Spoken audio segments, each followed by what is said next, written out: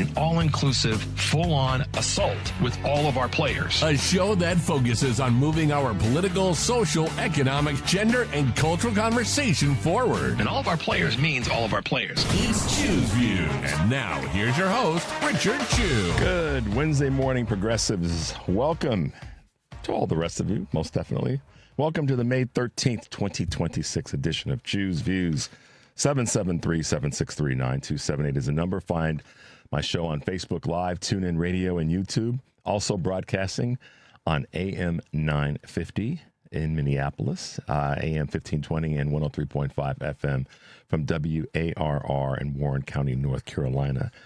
You can email me, of course, at richard@wcpt820.com and follow me on all the socials, X, Instagram, LinkedIn, Facebook, Spoutable, Substack, Threads, Blue Sky, and catch all of our shows by subscribing to our WCPT podcast on Apple Podcasts, Spotify, Amazon, iHeartRadio. You can get all that great stuff there. And, of course, by going to our Heartland Signal spot. But you know what you got to do before you get there? You got to make sure that you hang out a little bit with Joan Esposito, live, local, and progressive. And, of course, the great Patty Vasquez driving it home.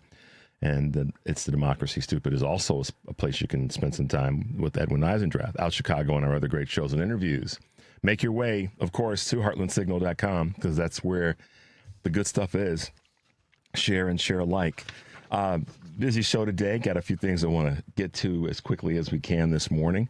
Been running around the studio, so I'm having one of those warm moments. On today's show, we will be talking with Alex Nyirendah, who is the Indiana Democratic Party chair. Looking forward to talking with Alex in the 6:30 hour.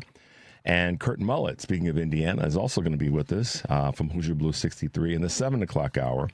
And then from Groundwork Collaborative, Kitty Richards will be here to talk about budgeting and policy and where the federal government is going not in the best of directions. So really looking forward to having our guest on with us this morning who will bring us the noise. She's a director of state and local fiscal recovery funds for the U.S. Department of Treasury. So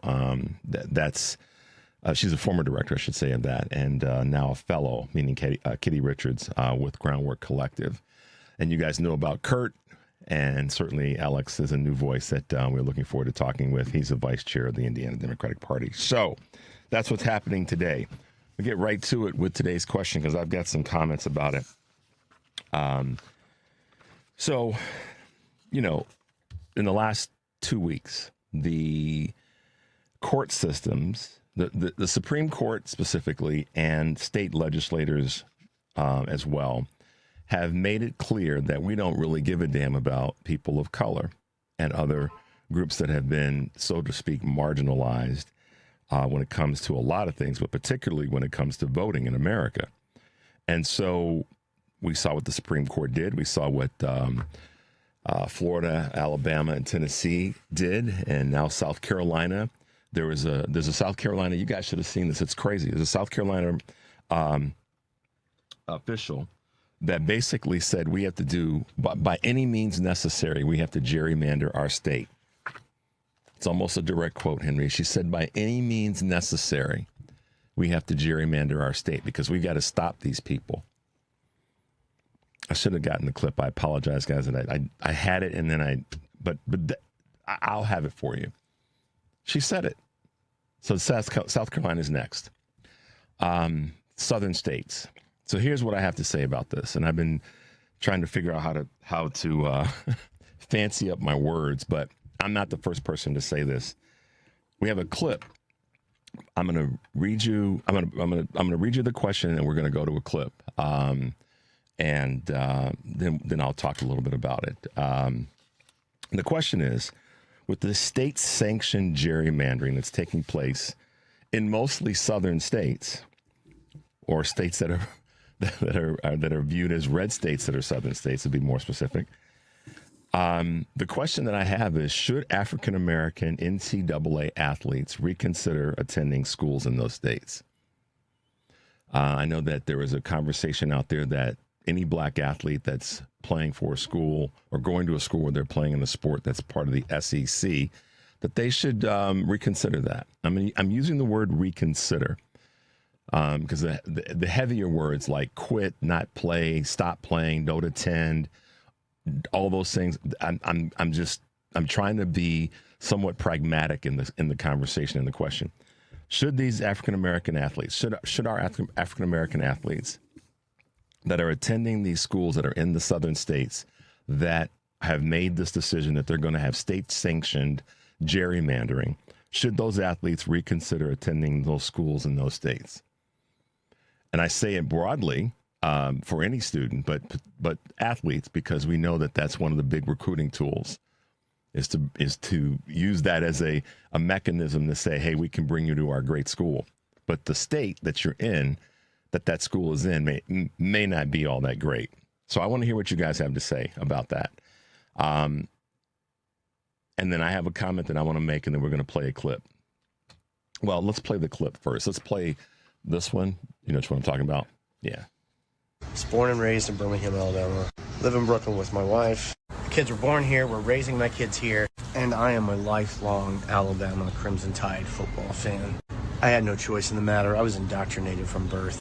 And I realize what I'm about to say is very easy to say as a white man living in America right now. I wish and hope and pray that every black athlete in the SEC is in a situation in their life where they can take D.L. Hughley's advice and boycott every single SEC school because of the South's concentrated effort to eliminate the black vote, strip it of its power, and send Alabama and every other state in the Southeast back to the pre-civil rights era. If D.L. Hughley and black athletes could somehow organize this, just know you have this homegrown Southern boy's full support. Yeah. And I've been thinking about this for a few days. I wanted to talk about it on Monday, but I just needed to let it marinate a little bit longer. And there are many people that are saying not just black athletes, but all athletes that are in these schools, that are playing for those schools, should look at that. So my question again is, with the state-sanctioned gerrymandering in these southern states and these schools that have these big programs, like this gentleman just said, his name is Brandon, should African-American NC2A athletes reconsider attending schools in those states? And furthermore, if the schools that have a schedule that plays against those schools, maybe they need to reconsider playing against those schools if the schools don't step up and stand up to the state legislators when it comes to this. You can tell I'm not struggling with this one because I'm just trying to make some sense, and find a way that we can fight against it in a way that is constructive, meaningful, and get some stuff done. So that's why I'm positioning it this way. The things that I can't say on the radio are the things that I won't say on the radio about this.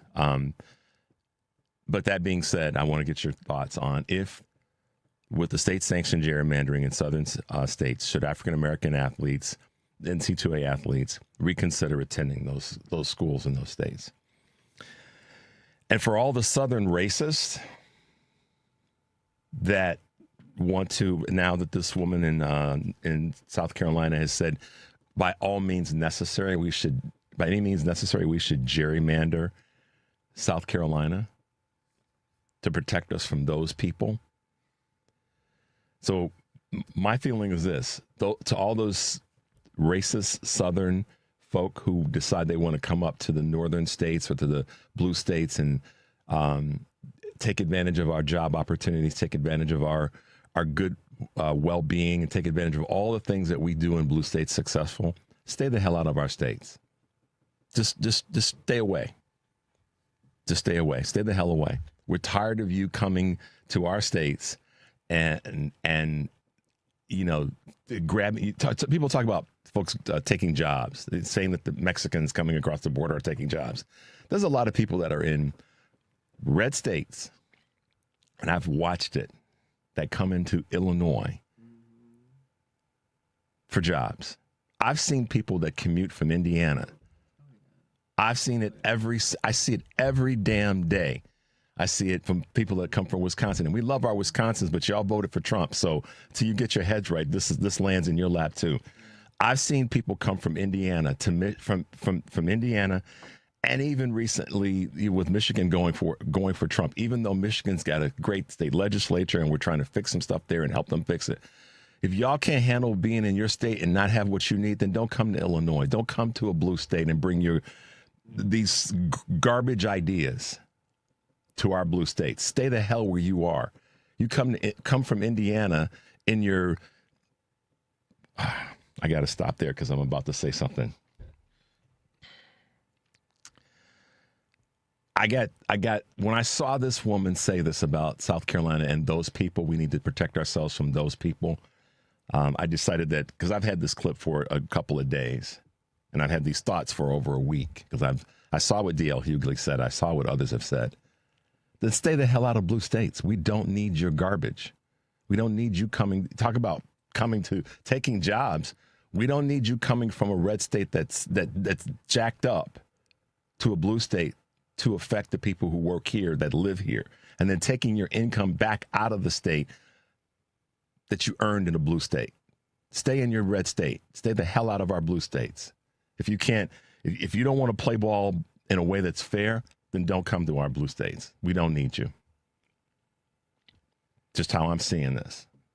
So let's take a quick break, guys. The number is 773-763-9278. You're listening to Choose Views on WCPT AM 820 in Chicago and WARR 1520 AM and 103.5 FM from Warren County, North Carolina. And now AM 950, the progressive voice of Minnesota, another blue state. I'm Richard Chu. We'll be right back.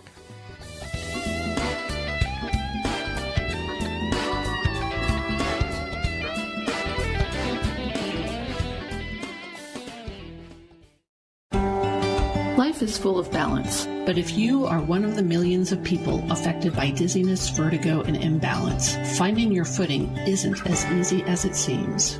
These conditions disrupt daily life and rob people of their independence. They are often misdiagnosed by healthcare providers, and some people are told that their symptoms are all in their head or that they are just due to stress. Nothing could be farther from the truth. Do you often feel dizzy and foggy-headed? Do you reach out for the wall to keep yourself from falling over? Do you experience a constant ringing in your ears? If you answered yes, you might have a problem with your inner ear. But there's hope.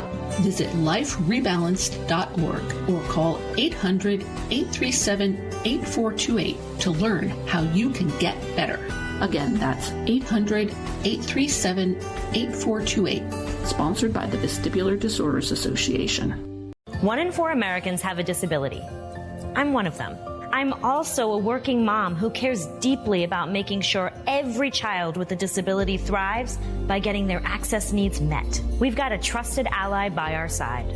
Easter Seals provides children and families the foundation for lifelong success through early learning programs, skills training, and prep for college and career. That's my Easter Seals.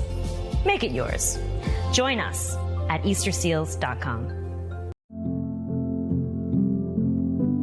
Kids across America are going to school hungry. Millions of kids every day. But one simple thing can help change all of this for a hungry child in America.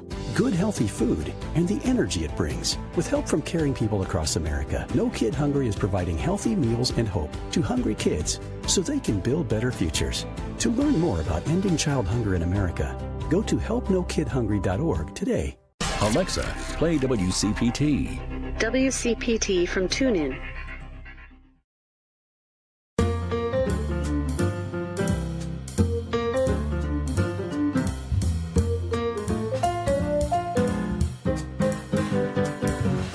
No fake news here. It's Choose Views with Richard Chu. All right, guys, welcome back to the show. Thanks for being with us this morning. I'm sure I touched a few nerves with my comments, but that's kind of how I've been seeing this of late. And we'll get into that probably as the day goes along. But let's hit him, Henry, with a couple of quick Choose Views news items on this May 13th, 2026. Google stops an AI-enabled attempt to target securities flaws. What does that mean? They revealed earlier this week that it discovered a previously unknown security flaw targeted by hackers using artificial intelligence. It's the first time the tech giant has come across a so-called zero-day exploit that analysts believe was developed with AI, according to this report. While the company issued a patch before any damage occurred, the case highlights cybersecurity risks that are being posed by the latest AI models. And Google Threat Intelligence Group Chief Analyst John Hultquist says to the New York Times, "We believe this is the tip of the iceberg." So people, if you're on Google, just pay attention. Don't click on something you don't know. If it doesn't look real, then you might want to be uber careful. Morgan Stanley is warning of a race against time in the Straits of Hormuz. Buffers meant to keep oil prices steady are under intensifying pressure the longer that the straits remain closed. This is coming from Bloomberg, prompting Morgan Stanley analysts to warn about this race against time before prices take a severe spike. Current market shields, including U.S. exports and reduced Chinese imports, have mitigated some of the problems. However, a prolonged closure into June could result in significant supply losses and price spikes that could get out of control when it comes to Brent crude. Apple is to roll out updates to fix some quirks with their Mac OS 26 system. Today's a day of talking about technology. Apple is preparing to launch the Mac OS 27 with design updates aimed at refining its liquid glass interface, according to Bloomberg. Why is this important? User feedback had pointed out some slight quirks in the Mac OS 26 Tahoe, with text clarity and transparency effects, prompting some upgrades and needs for stronger upgrades. Alongside visual improvements, Apple plans to roll out performance enhancements, including some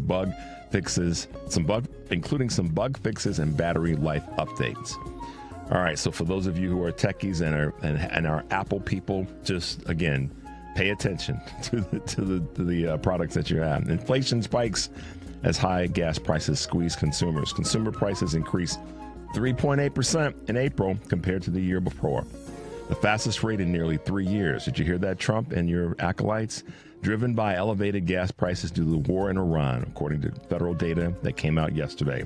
Overall energy prices were up 3.8%, food prices climbed 0.05%, and the gasoline index rose 28.6% year over year.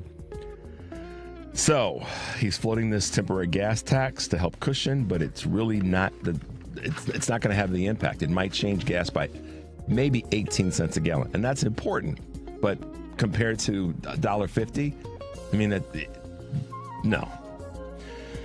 Another sad thing to hear is that Americans are falling behind on auto loans and mortgage payments. Household debt reached $18.8 trillion in the first quarter of 2026, a historic high driven by elevated balances on mortgages and auto loans, according to data that came out late yesterday. While student loan debt dipped slightly, more than 10% of student loan borrowers fell behind on their payments. The news comes as soaring inflation squeezes Americans' budget. And separate data that came out also shows consumer prices, as we said, have risen 3.8%. There you go, guys. A couple of quick Choose Views news items on this May 13th, 2026. This is all in the lap of Trump. Even this gerrymandering. And my question earlier about should black athletes that are playing at state in schools where there's gerrymandering going on. I know that it's a topic we could debate all day long. Should other athletes consider it? I don't know the answer, but I do know that it's been on my mind. It's been on many people's minds that if the state that the school is in is going to make it basically difficult for those young men or women who are black to vote in that state, then why in the hell should they be there? If they decide, why would you stay there if voting could be, you could not, but you potentially may not be represented with your vote? I just, there's certain things, if they're not congruent, they don't work in my brain. And there's some challenges. And I get all the other pieces. They've college education, opportunity to do this, do that, and the other, have a career in sports, all those things. I get them all. But it's something that I think that we have to start One of the strengths of the 60s and the civil rights movement was people were willing to give up something to get something down the road. This is where being, I know that, we have to be excited about our young leaders, our young future leaders. Those that didn't live through the civil rights movement or lived through post-World War II, the Korean War, and stepping into the civil rights movement in the 60s. One of the things that was clear by the leaders of that time, who actually were young at that time, Dr. King was 39 when he was assassinated, is that they were willing to give up something to get future gains. Where we stand today, all of us progressive liberal Democrats that are correct-minded folk, we all stand on the shoulders of those freedom fighters, all those people, a mixture of black folks, white folks, Asian folks, Mexican folks, all of us. They all made a decision that they would sacrifice something for future gains. And those gains are the shoulders that what we get to do today in many ways. And that's the ultimate thank you of standing on their shoulders and doing good with that which we were given by them, that they sacrificed for. That's the ultimate payback to them, to say thank you. So sometimes the fight means sacrificing certain things for future gains, for future generations. I don't know if this is the answer. I did not say that I'm right about this. I'm asking the question. Is it something that they should consider? And I thought about my words carefully and using the word consider. Okay? Doesn't mean that they will necessarily act on it.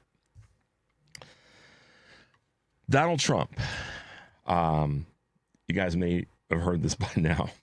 This just goes to show that, and we have this clip, but we don't have enough time to play it. But it's about Trump and violence. And we're probably a little tight on time to get that one squeezed in at this point. Because I know I'm going to have something to say about it. That's really the issue. It's not the clip. It's me talking about it. Just disgusting and violent. And you guys heard about this, that he wants to, he offers a bribe to Fetterman to betray the Democratic Party. In case you guys didn't hear about that. This is also the same dude. And we got this clip that we'll get to you. Maybe we'll get it squeezed in at some point today. But the reflecting pool, this is what I want to say before we go to break. The reflecting pool, and I know you guys saw it, maybe you didn't, but I'll mention it now, that he posted a picture of former President Obama, former President Biden, and Nancy Pelosi bathing in, whatever you want to call it, the reflecting pool, but it was filled in the picture with garbage and sewage, and then posted his comments behind it. And that's who MAGA's following. There are a lot of things that he's done. And I never go, what's he going to do next? What's going to be the worst thing? But that's just disgusting, MAGA. That's your boy. Every GOP member, every person elected to Congress that's a Republican, not the Democrats. It ain't the Democrats' fault. I don't care what anybody has to say. This is a Republican's fault. You need to stop. You need to get your boy. You need to get your boy. Because that is just disgusting to do that. Period. But yet, the Democrats are the violent ones. The Democrats are the disgusting ones. Check your boy. Let's take a quick break. The number is 773-763-9278. You're listening to Choose Views on WCPT, AM 820 in Chicago, and WARR 1520 AM and 103.5 FM from Warren County, North Carolina, and now AM 950, the progressive voice of Minnesota. I'm Richard Chu, and we will be right back.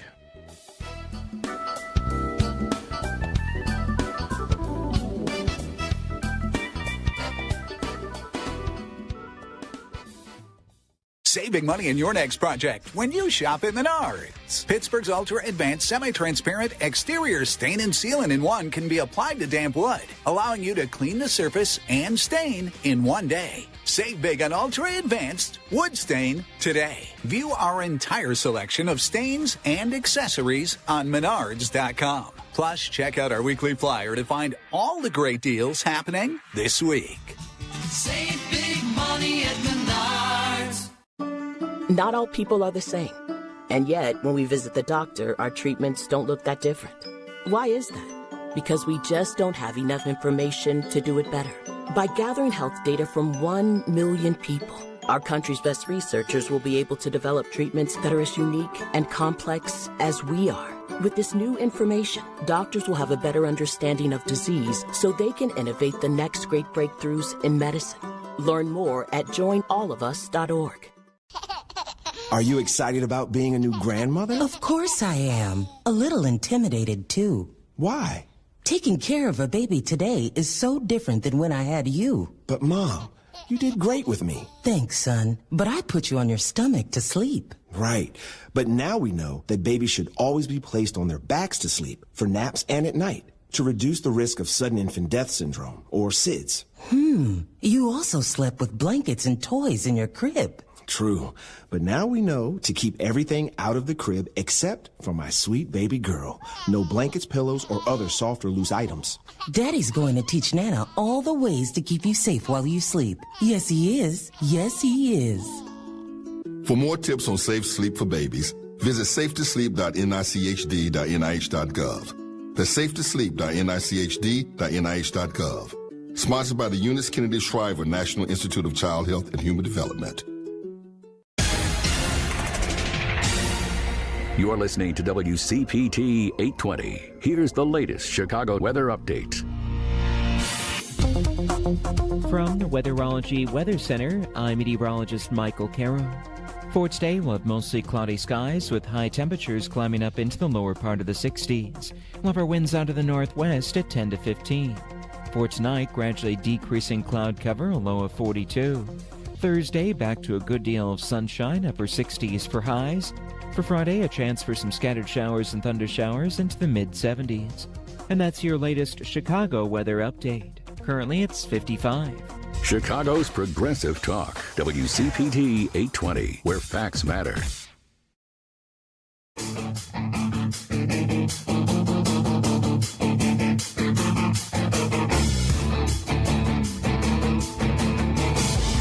Debunking the lies your uncle saw on Facebook.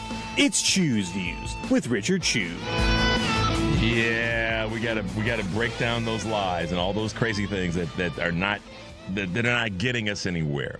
The people that are getting us somewhere, though, are our young voices, our young leaders, our folks that are taking from what the leaders of the civil rights movement said had to happen.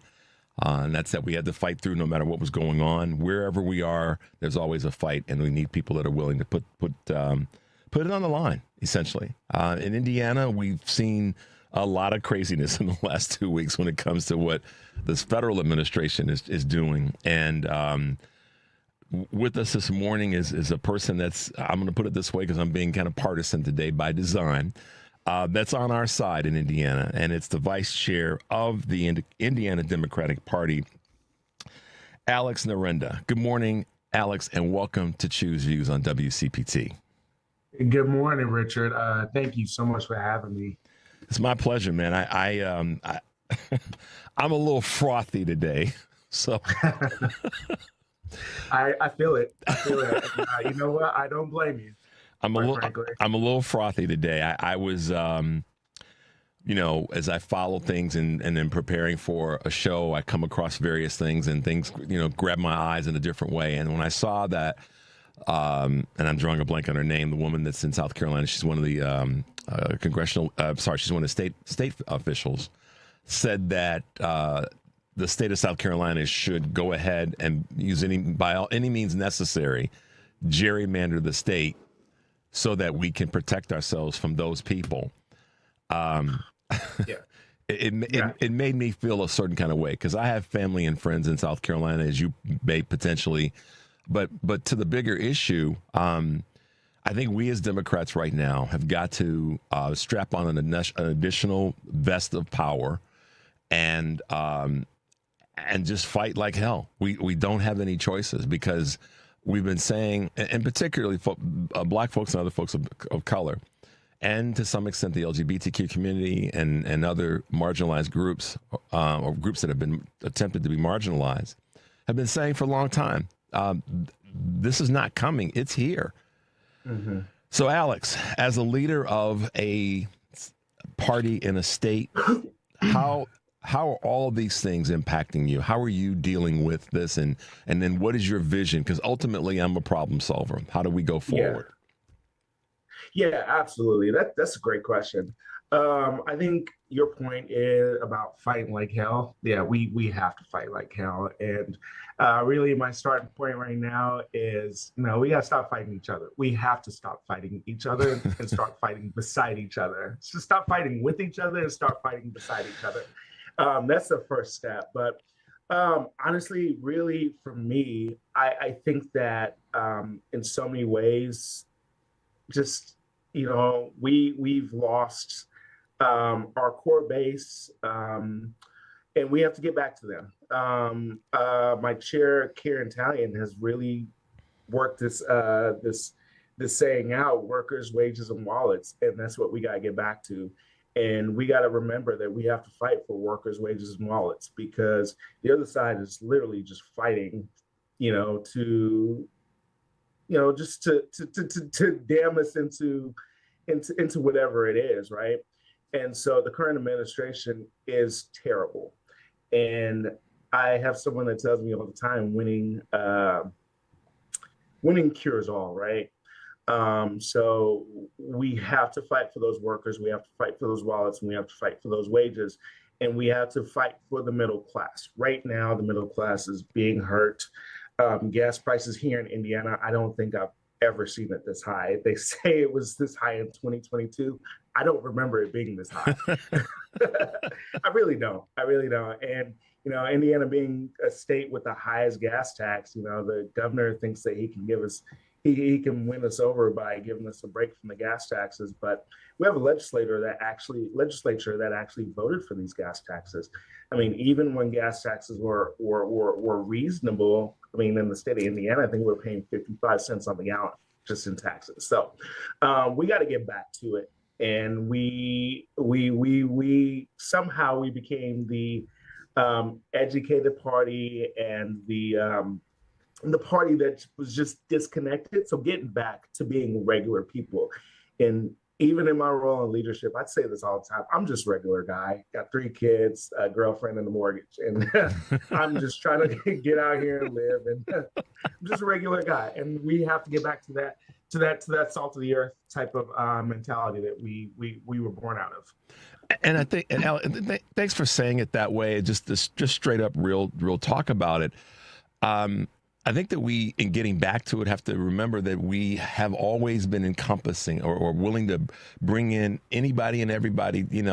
It's like the Democratic Party is always, if I give you a visual, it's like somebody's grandmama that just everybody can come by. Everybody can come to the house and get a bite to eat, sit down, when you're done, put your plate away, just act right. And we've gotten away from that sort of welcoming feeling. And this is not meant for anybody to think it's a kumbaya moment, but it's not. It's what our power is when we're welcoming, we bring everybody in.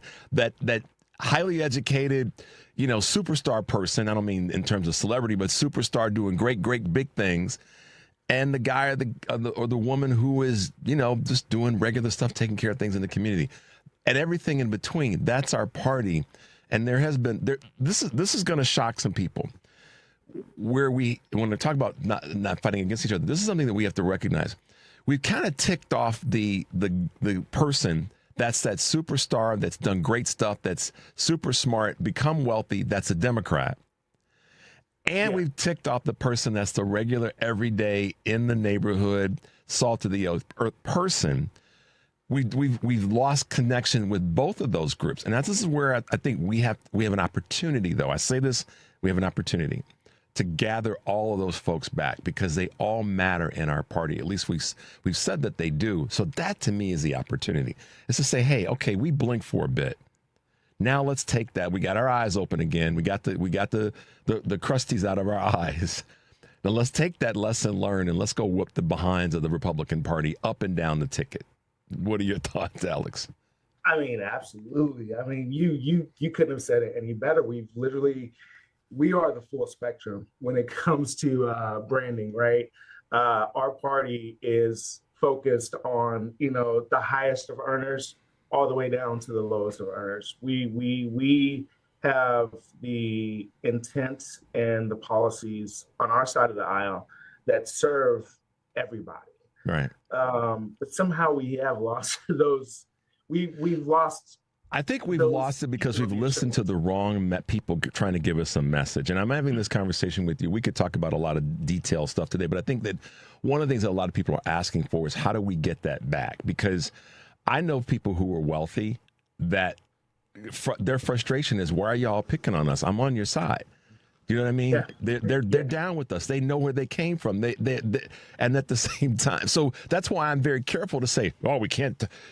We've got to go after the millionaires and billionaires. Some of the millionaires and billionaires are real down folk, so we got to be careful with that language.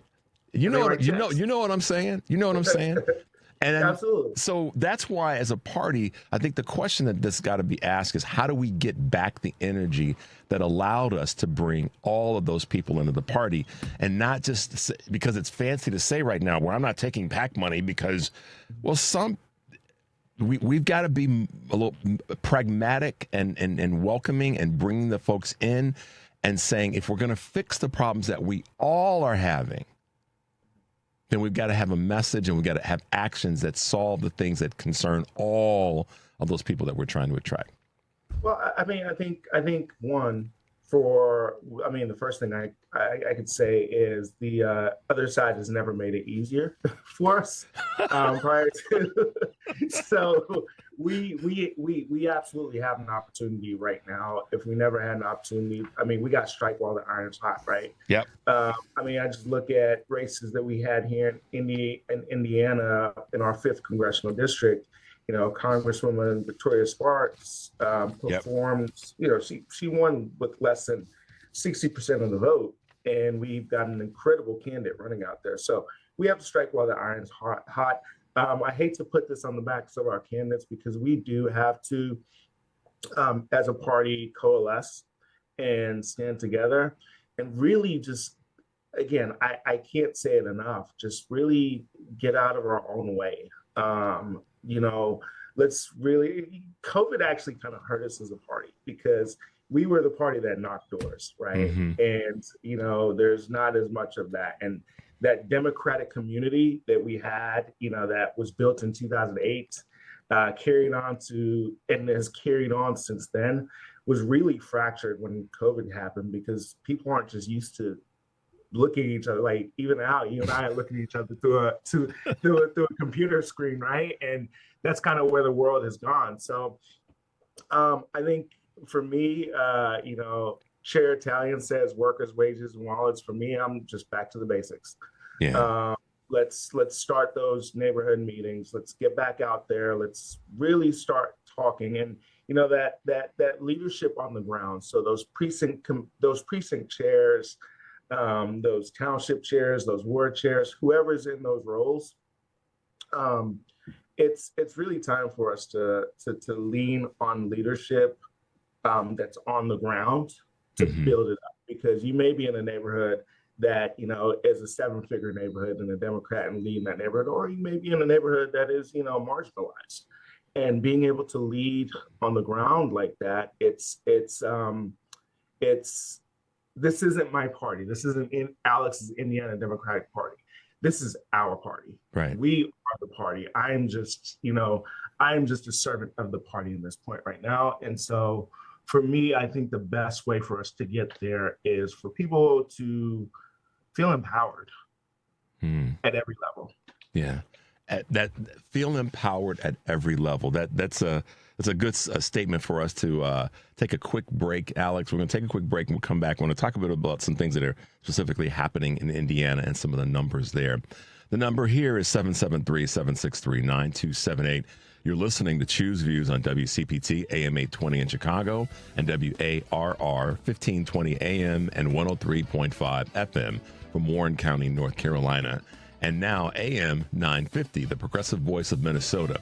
I'm Richard Chu. We're talking with Alexander Nyirendah, who is the vice chair of the Indiana Democratic Party. I'm Richard Chu. We'll be right back.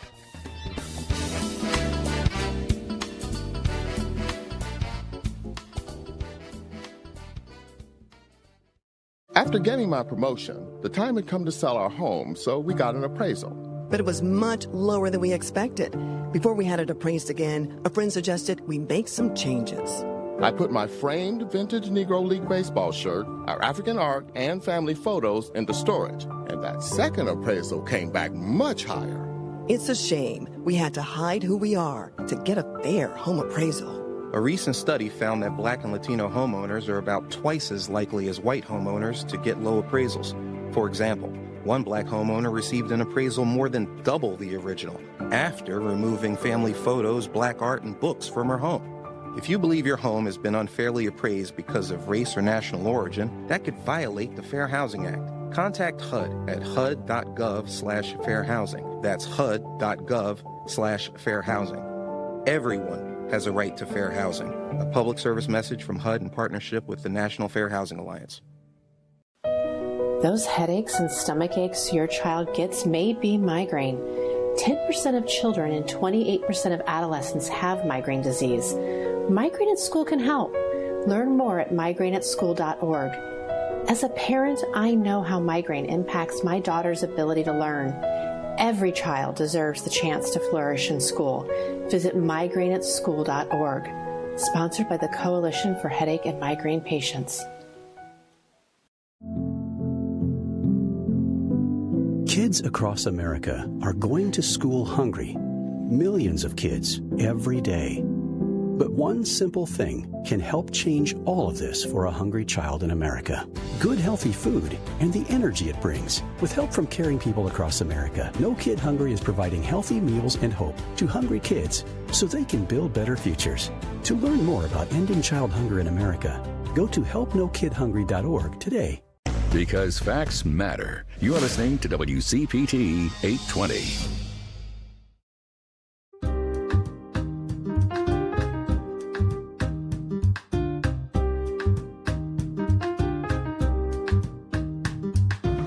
We may be waking up, but we're still engaged. It's Choose Views with Richard Chew.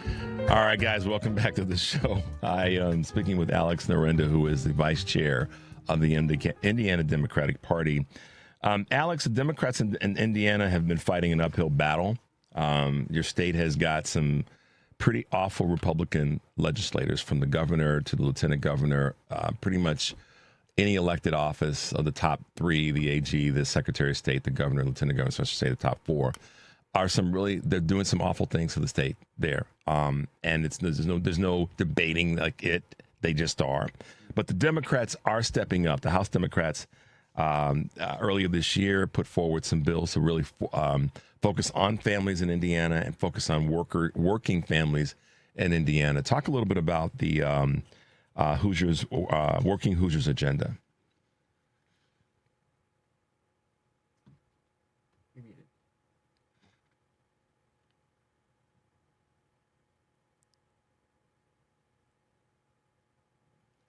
All right, sorry about that. That's okay. Gosh, I was having trouble getting unmuted over here. I mean, honestly, it's about the cost of living. It's about jobs and it's about wages. Working Hoosiers is really focused on making sure that life in Indiana is livable, right? Earlier we were talking about gas taxes and things of that nature, but I mean, I think Indiana ranks towards the bottom when it comes to childcare access. It ranks towards the bottom when it comes to women's health care. Honestly, when Roe v. Wade was overturned, we were the first state. Our legislatures literally were the first to hop on board and say, and make a decision on that, on the Dobbs ruling. So Working Hoosiers is really focused on practical solutions that make life affordable right now, not years from now, but like right now, because the cost of living is insane. And I mean, geez, good luck having a child and trying to go to work here in the state of Indiana. Daycare is going to be pretty much your entire salary. So the Working Hoosiers agenda is trying to make sure that we get back to that, again, salt of the earth, those salt of the earth values here in Indiana to make sure that folks are supported and able and capable. What are your thoughts right now when it comes to this? Trump didn't come in literally, but Trump threw a bunch of money at the Republicans who were running against the incumbents that voted against the redistricting, the gerrymandering legislation. How did that settle with you guys, with you and other members of your team? And how are you going to fight against that as we go forward? Oh my gosh. Yeah, it was a bloodbath, right? He spent a lot of money primarying those senators that didn't, bend the knee to him. And it is concerning to me because, quite frankly, it's very clear that if these individuals win in November, we're going to be drawing some new maps in January. Honestly, we'll probably be, January 2nd, we're drawing new maps, right? So I think, actually having those pragmatic conversations with our voters, I'm really interested in seeing how it really plays out, though, because we have to remember that these were Republican primaries. Right. That these were Republican primaries, and maybe the split for them is 60-40 Republicans, 60 to 40 Republicans won in new maps. So there's an opportunity for us to talk to that 40 that is really reasonable and understands what MAGA is trying to do and, can see behind the curtain. There's an opportunity for us to swing them back over the fence because, again, we have to fight like hell. So first thing for me is talk to our base, reinvigorate our base. But, we've got some votes on the other side that will likely swing for us. So then that leads me to another question that's on my mind about voting, but also about something that I said earlier in the conversation around money and politics and just the whole thing around PACs. Mm-hmm. So the Secretary of State's race, there are, lots of people in the state that have some major issues with Diego Morales, who is your current Secretary of State. Mm-hmm. Bo Bai is running, and Bo Bai is running for. I always get the names mixed up between Bo and Evan, and but Bo Bai is running. Got a lot of money that came from outside of the state. That's linked to some folks that I really have been supporting Republican candidates. And we've got another young woman, Blythe Potter, who's running as well. And it gets into the conversation about where are we as Democrats when it comes to money that's affecting some of our elections, and how do we navigate that? I mean, I think that if he were to be the nominee and get elected, I mean, the Democrats will have to support that. But does a Blythe Potter, someone like that, have a real shot? And should she have a bigger shot, a better shot? Because she hasn't been, quote, tainted by some of this outside money that's definitely coming into your state, our neighboring state, to affect your politics there. Oh gosh, I mean, I think it's. I mean, first of all, how lucky could we be to literally have two veterans running for that office?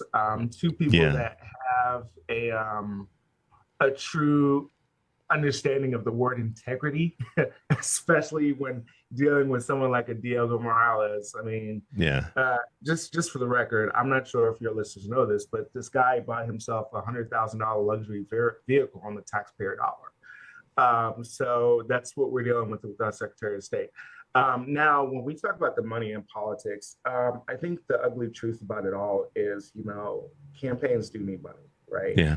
And, I've never been on that side of things to be a candidate, so I don't know what it looks like to send the check back. But I think that when you look at the number, each vote, here I am putting my election year hat on, right? Okay. Registering voters costs money.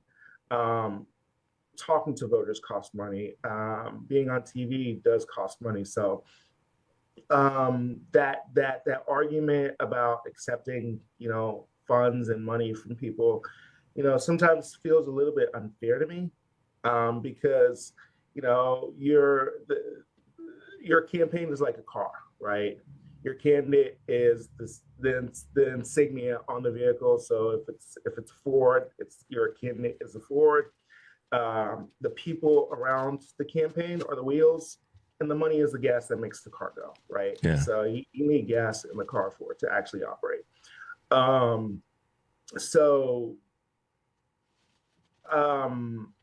For me, I think that, again, we are in a very lucky position to have two outstanding candidates that we'll be selecting in June, in about a month now. Right. Who we're going to put on the ballot. But I'm sorry, remind me the question again. I got caught up on the money part. Yeah, no. I mean, ultimately, where I'm going with this is that no matter if it's Blythe or if it's Evan, Bo, we have to get behind our candidates. This is ultimately where I'm headed with this. And I say this with everybody. I try to, at least with everybody. The purity test doesn't work in the general election, and on any level, on a state level or on a federal. The purity test it gets us into trouble, because then we spend our time running around going, well, he or she did this to our own candidate. So I'm circling back kind of, Alex, to where we started, which is we can't be continually infighting when we're trying to win the championship. If we mess around and lose in the playoffs first round because someone didn't lace their sneakers up the right way, and I'm not trying to oversimplify it, we end up losing the championship. And so I agree with you in terms of sometimes it's unfair, because in the competitive environment we're in with money, we have to keep the engine running. We got to keep it going. And we've got to keep those candidates. Blythe is a great candidate, and so is Bo. They're both good candidates, and I think they're going to do well. But in the bigger picture, I think we've got to ultimately say, all right, whoever it's going to be, we have to get behind so that we take out Morales, because Morales is the real threat. He's the real problem. Yeah, he's a real problem. And I'll tell you what, this time of year honestly gives me the most heartburn. We've got primaries, we've got convention, and it's just a bunch of infighting. So I think, honestly, there's got to be a commitment now, before any decisions are made, that, hey, regardless, and it's got to be on both sides, right? To say, hey, regardless what decisions are made, before or after the primary, or after the primary, or post-primary now. But, even with the convention, just that commitment between our delegates, our counties, our party leadership at the ground level, just everyone to say, hey, yeah, maybe I'm not the happiest that my candidate didn't win, but you can't check out, right? Yeah. Checking out is how we got where we are. Quite frankly, I mean, literally, it's exactly how we got where we are. Was it like something around the lines of, 200,000 voters that voted in 2020? I mean, in 2020, didn't show up in 2024. How about this number? And as we got to wrap up, Alex, I don't mean to do this to you, so it means we've got to have you back quickly. 89 million people did not vote in the general election. I think it starts right there. The couch won. In many ways, to use what Bakari Sellers has said. Alex, we got to wrap this up. How can folks find you real quick as we get out of here? Absolutely. Please, my email address is alex@indems, INDEMS.org. Or you can find me on Facebook, Alexander Nyirendah, and on Instagram, call me Alexander. Alex, thanks for hanging out with us this morning. We'll try to squeeze you in one more time, hopefully, before we get into June. But either way, we want to have you as a voice that's speaking to the folks in Indiana and other folks across the country. So thanks for taking some time to be with us this morning. Hey, Richard, I appreciate the opportunity. It's great talking to you, and I look forward to coming back. All right, sounds good, man. Let's take a quick break, Henry. 773-763-9278. You're listening to Choose Views on WCPT AM 820 in Chicago and WARR 1520 AM and 103.5 FM from Warren County, North Carolina. And now our good friends at AM 950, the progressive voice of Minnesota. I'm Richard Chu. We'll be right back.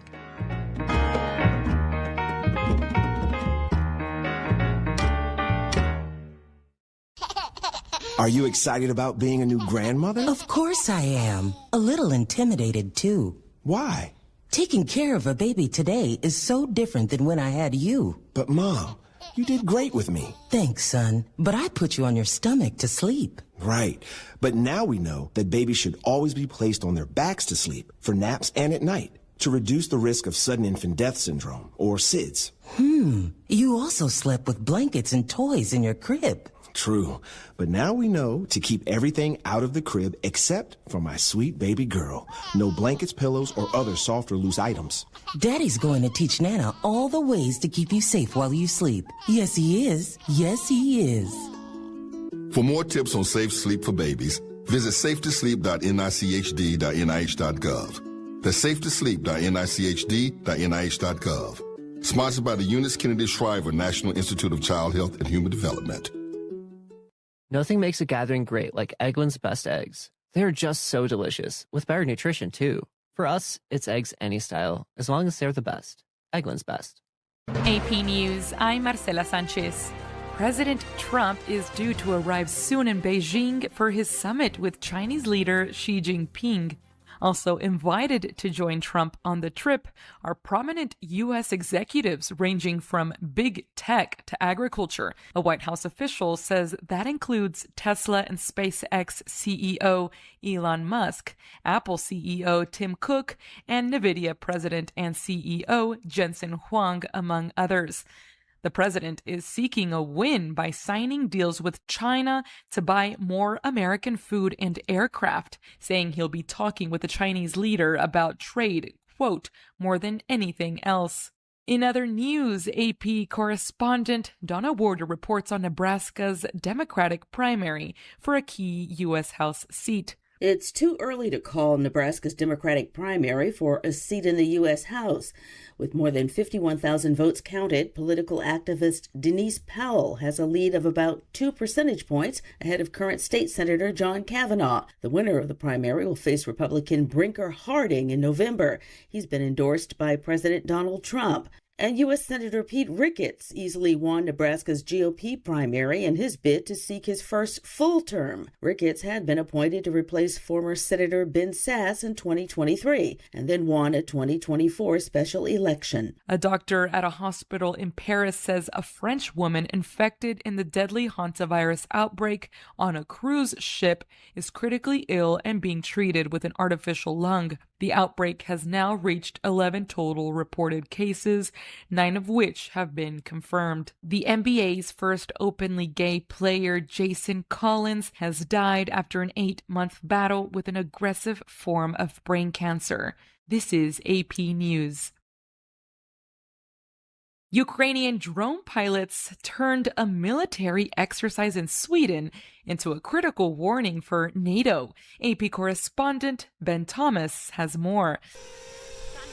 That's the sound of a small drone being operated by a Ukrainian pilot, playing the role of the enemy during a NATO exercise in Gotland, Sweden. If you have Gotland, you're able to control the Baltic Sea. Sweden is one of NATO's newest members, and Colonel Andreas Gustafsson says of the non-NATO member Ukrainians, they are miles ahead of us when it comes to drone warfare, so we really appreciate them coming here to share their experiences with us, and we have a lot to learn from them. And in this exercise, the Ukrainian drone forces destroyed Sweden's troops. I'm Ben Thomas. And I'm Marcela Sanchez. This is 8:20 a.m. WCPT Willow Springs and streaming worldwide at WCPT820.com. We are Chicago's progressive talk, where facts matter. Now your WCPT 820 weather update. From the Weatherology Weather Center, I'm meteorologist Michael Caro. For today, we'll have mostly cloudy skies with high temperatures climbing up into the lower part of the 60s. We'll have our winds out of the northwest at 10 to 15. For tonight, gradually decreasing cloud cover, a low of 42. Thursday, back to a good deal of sunshine, upper 60s for highs. For Friday, a chance for some scattered showers and thunder showers into the mid-70s. And that's your latest Chicago weather update. Currently, it's 55. Stephanie Miller here. I am shooting the proverbial poop with guess who? The tummy whisperer. Yep, Renee Barish of Digestive Health Solutions. Renee, there's lots of confusion about food and diet these days. What brings people to you, and how do you help them sort it out? Great question. People come to me with a garden variety of digestive issues, including bloating, constipation, diarrhea, and heartburn. But the fun doesn't stop there.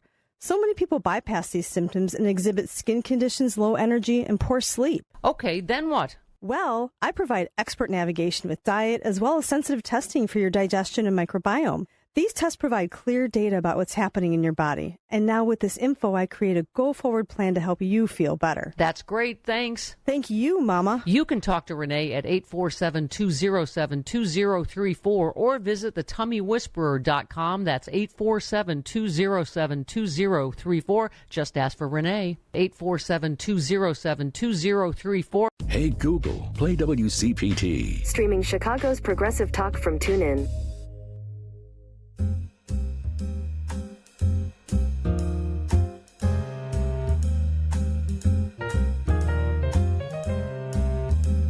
You're listening to Choose Views with Richard Chew.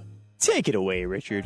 Hey, guys, welcome back to the show. Today on Live, Local, and Progressive, Joan Esposito will talk to Garrett Henderson, investigative reporter covering reproductive health, abortion, access, and disinformation in those areas.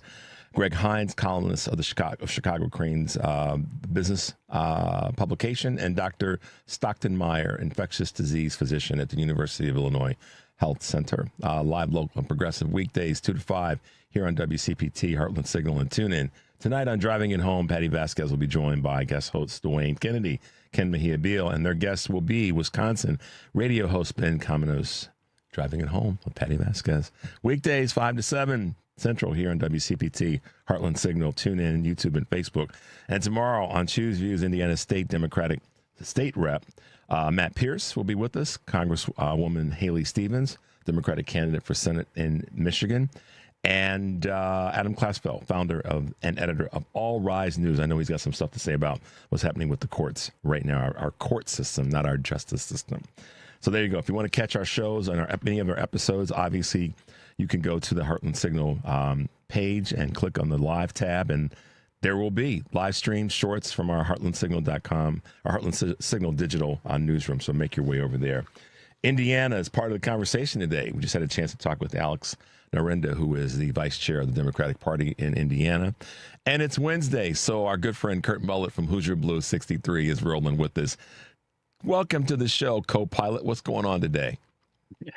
Good morning, Richard. Thanks for having me. Absolutely. How you doing? I'm good, man. I'm a little spicy this morning, a little salty. All my other words I can use when I come to this. The person that made the statement about South Carolina should fully gerrymander and would do by any means necessary was actually the lieutenant governor. I knew I had it in my brain. I was just like, why can't I find my note? Lieutenant governor said this, that the state by any means necessary should fully gerrymander so that we protect ourselves from those people. My goodness. So I'm a little spicy about that. So that's where we are. But Richard, I just want you to know that those people are not just black and brown people now. Yeah. It's the LGBTQ, it's Democrats, it's white guys from central Indiana or central parts of the state of South Carolina that are progressives. Yes. It's anybody who's not a white racist, Not even male anymore. So we've been saying straight white Christian men. Nah, because the lieutenant governor in South Carolina, as far as we know, is straight. But for sure, damn sure she's white, and she's not a dude, as far as we know. Now, I'm not going to go down that path, but you get my point. Exactly. Yeah. So this is a fight we all have to be in, or none of us are going to win, and that's the message I've been trying to get out on some of my content that I've been creating. I wrote a piece on Substack about it. This is just not an issue of attacking the VRA. It's not just a black issue. This is an American issue. This is a freedom issue. This is a free and fair election issue. This is a rights. It goes across the board, and it's just another blatant example of this regime and this administration and the implementation of Project 2025 and what they're trying to achieve in this country. And we said it loud and clear. We all have to stand together. So Yeah. Meanwhile, he carries himself over to China, and he's taking the tech boys with him, which we all knew was going to happen. Musk is going to be with him in any event.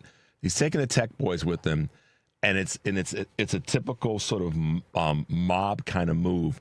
I'm going to bring all of my people with me to show you how tough I am, because he himself is not tough. The Chinese leader, Xi Jinping, is going to be very, very prepared. And like I said yesterday, he's going to sit back and let them talk and let them run their mouths and say all these things that they're going to do, because this conversation is not about the war.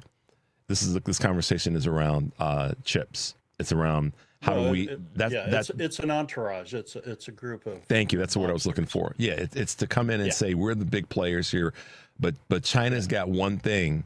They have a leverage point right now, but two actually. Geographic proximity to Taiwan is a big A deal when it comes to the chip conversation and chip dominance. And right now, I mean, we made a stupid strategic move with this war in the first place, but then to try to backfill troops, pulling them from Asia, that just goes to show how inept Hegseth is, how inept Trump is and his whole cabinet, because you just don't do that.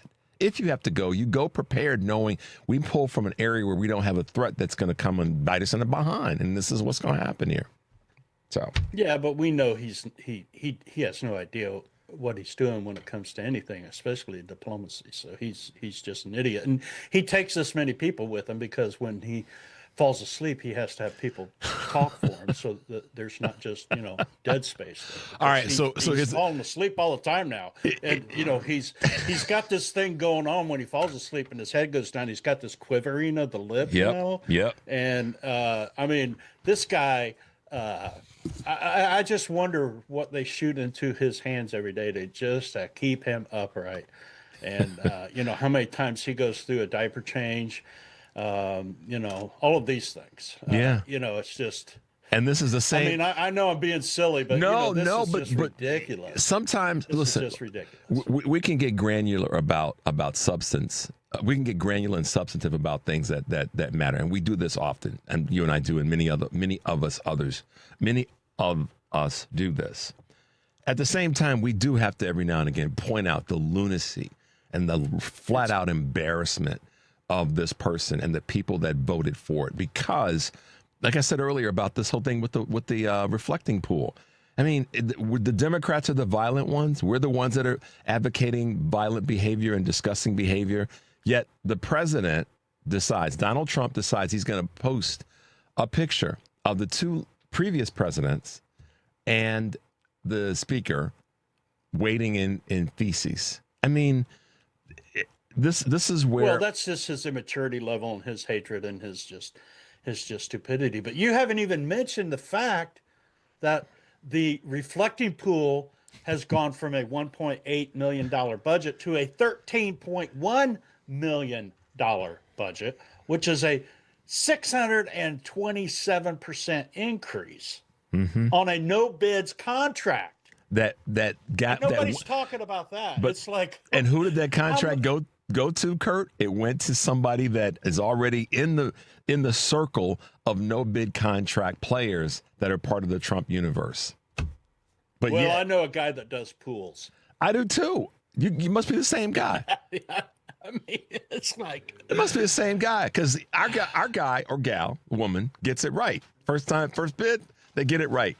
They tell us it might be a 3% possible increase, but not 600 plus. Yet. And while this is going on, we've got the Christian evangelicals unveiling a massive gold statue of this dude. I thought no ideology. I thought no idolatry. I'm sorry, wrong word. Ideology. I made up a word. I thought no idolatry from these fake Christian right-wing lunatic. Unreal.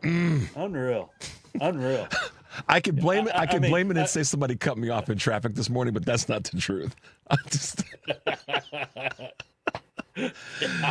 We could use a lot of excuses. I mean, I just was reading a story that a friend of mine sent me. The White House counterterrorism strategy targets anti-American, radically pro-transgender groups. This is who our anti-terrorism and who did they put in charge of this? Some 23-year-old kid. This is who they're targeting. These are the terrorists in this country.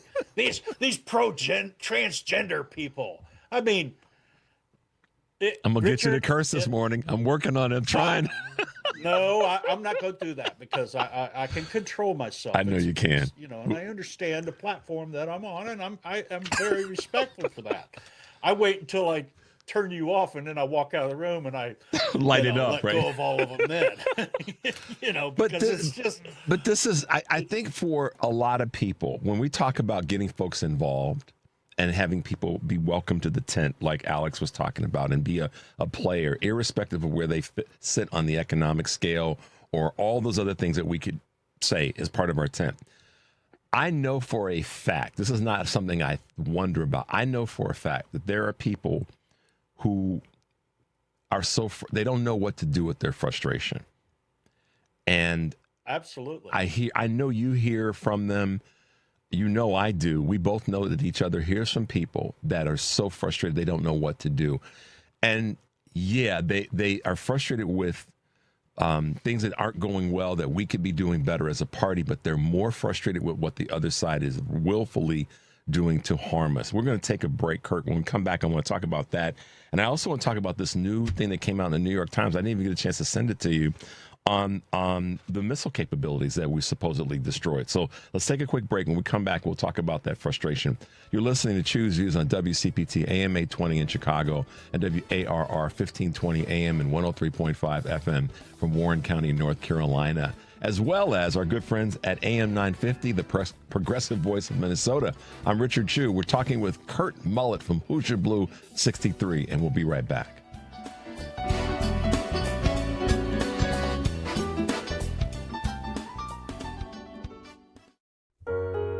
Hi friends, this is Jason Bissell from the Center for Acupuncture in Wilmette and Chicago Community Acupuncture. Chico Maku. We have fun with these ads, but what I'd like to talk about today is no fun. Cancer. After watching my mother battle and eventually lose her fight to cancer when she was 40 and I was 9, I decided to go into medicine. Acupuncture is very effective at helping people go through cancer treatments with less side effects and better outcomes. My father needed 8 weeks of radiation for his throat. His doctors told him that after 2 weeks he would lose his voice, after 4 weeks he'd be on soft food, and after 6 weeks he'd need a liquid diet. Well, he got acupuncture twice a week, he never needed soft food, never went on a liquid diet, he just got a little hoarse. This improved his quality of life and his mood. For everyone fighting cancer out there, I can help. Go to ChiComAcu.com or CenterForAcu.com in Wilmette, ChicoMacu.com or CenterForAcu.com, and be well.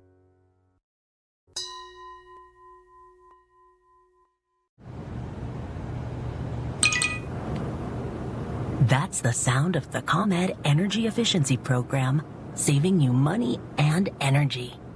With rebates on Energy Star appliances, so you can come back to a home full of savings. Discover more ways to save at ComEd.com/home savings. ComEd, powering lives. Kids across America are going to school hungry. Millions of kids every day. But one simple thing can help change all of this for a hungry child in America. Good, healthy food and the energy it brings. With help from caring people across America, No Kid Hungry is providing healthy meals and hope to hungry kids so they can build better futures. To learn more about ending child hunger in America, go to helpnokidhungry.org today. WCPT 820, Chicago's progressive talk, where facts matter.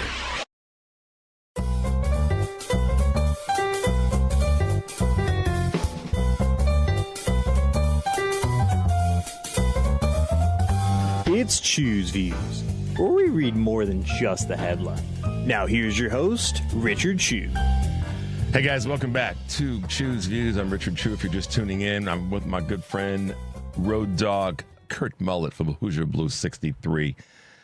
So there's a lot of people, Kurt, that are very, very frustrated and don't know what to do with it. And yeah, you and I had some fun for a moment. We tease each other and we tease a topic.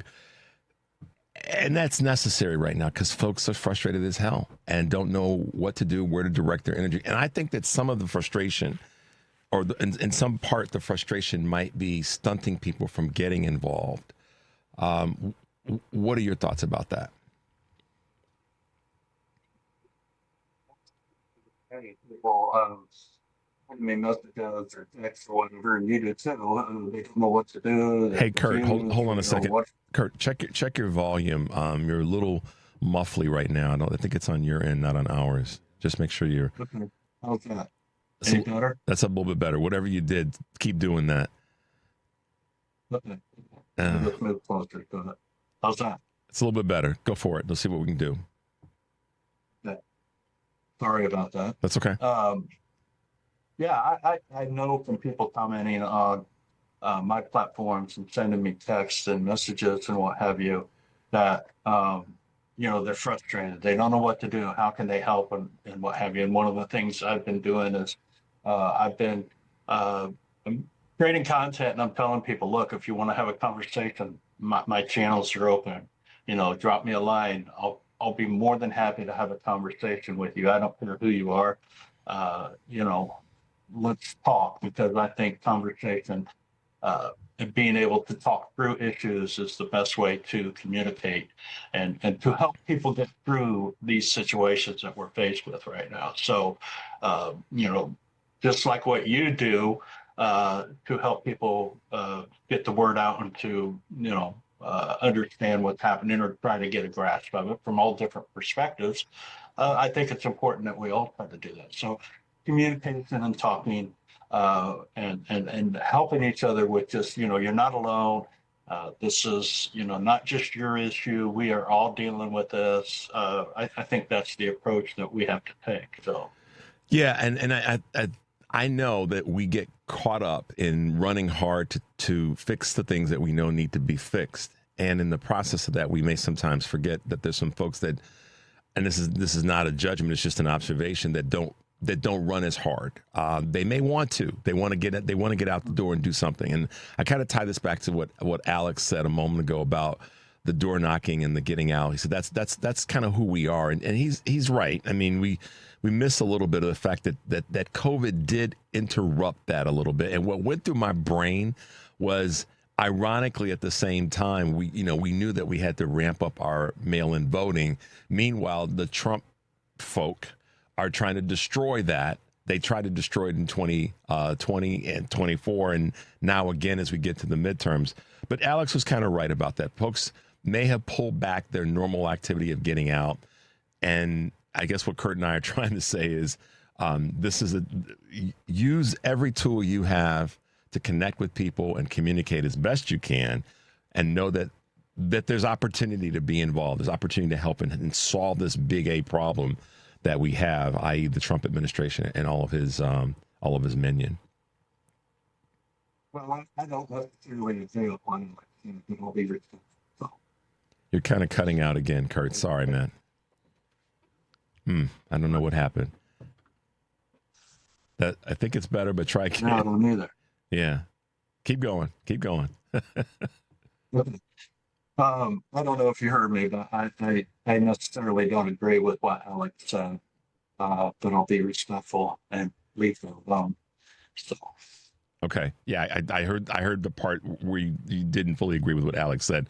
I think that the point about COVID, that a lot of people, I think that there's a lot of truth to that a lot of people did kind of pull it in, but I don't know if that's still current today.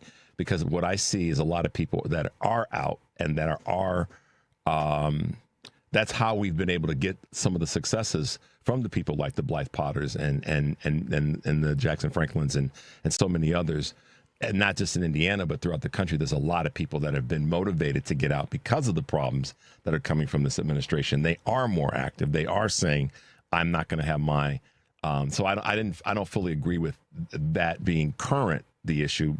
During COVID, it may have been, but I think now we've seen probably more than ever before a reigniting of people getting out and fighting and knocking on doors and doing all those sorts of things. What are your thoughts?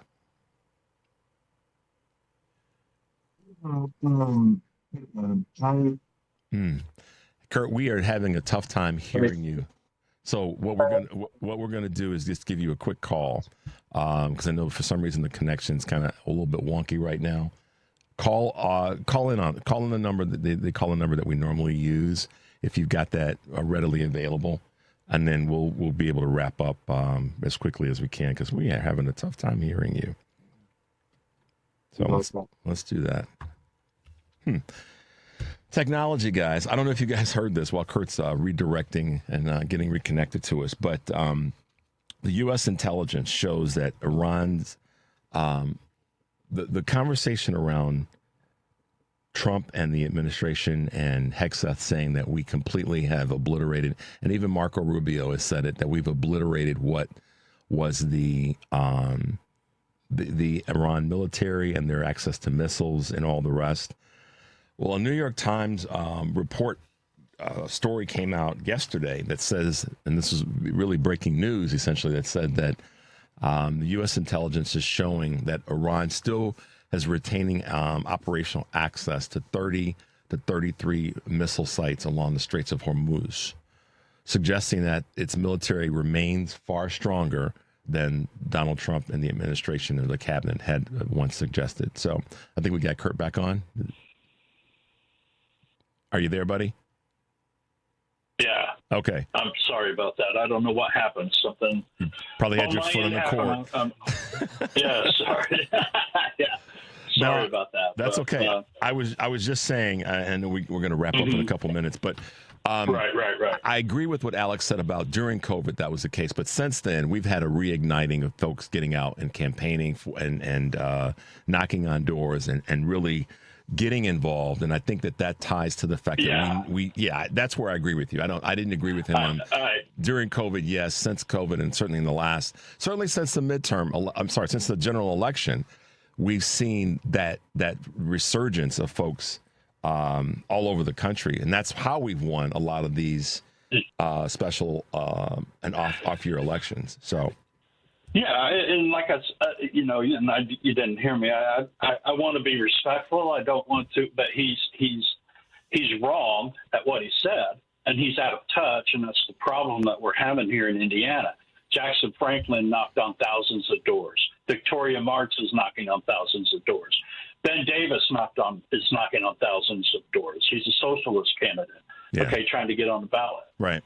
The dude that they picked and planted in the 5th district, he didn't knock on doors, but I'm going to leave it at that. I don't want to get into that. And the time, obviously, not enough time to get into it, because I think that's one of the questions that's out there. But I'm not going to allow any of us to fight internally on the subject. Mm-hmm. We've got to call it out and then say, okay, so what's the fix? Because one of the things that I think is becoming problematic is that there's too much time. There should be more time spent on, okay, what's working? Let's repeat that, and what's not working, we got to kick that to the curb. And if it means that people are not connected to what's going on, then we've got to be willing to push hard and say that's not what the voters are saying. That's not what everyday folks are saying. Right, and I agree with that 100%. But I think when you do that, then you automatically get labeled as you're being argumentative or you're being critical of them, and it's just the fact. I mean, we've had this conversation many times. If they're out of touch and they're not telling the truth and they don't understand what's going on and they're not connecting with the voter base, I think it's our jobs. It's our place to call that out and say, no, wait a minute. What you're saying is not true, or what you're doing is not what we are asking you to do. And I think that's where people have the issues and they take it the wrong way. Yeah. I'm not going to allow somebody to not do what, the voter base is telling them they want done, or to know, and this goes into another deep conversation, but, there's a lot of things behind that statement that needs to be talked about. And if we talk about them, or we want to bring them out in the open and talk about them, we shouldn't be labeled as being argumentative or divisive. We're trying to rectify a situation. that we've had ongoing here in Indiana for over 20-some years. Yeah, No, and I think it's I don't no voice. I don't think I don't have a problem with being argumentative. I mean, that's I think that, yeah, right. I don't mind if someone says you're argumentative, Chew and Mullett. I'm okay with that. Oh man, well I'm sorry we had the technological kerfuffle this morning, but always good to talk to you. Nah, don't worry about it. Always good to talk to you, my man, and I'm glad that we're still in the fight. Let's keep people motivated. Let's keep people who might feel frustrated and not knowing what to do, giving them a place to be so that they can put their hand on the table and say, yeah, I'm in the fight as well. I mean, ultimately, that's what we've got to have as the outcome of all this all this hard work that we're putting into this. So.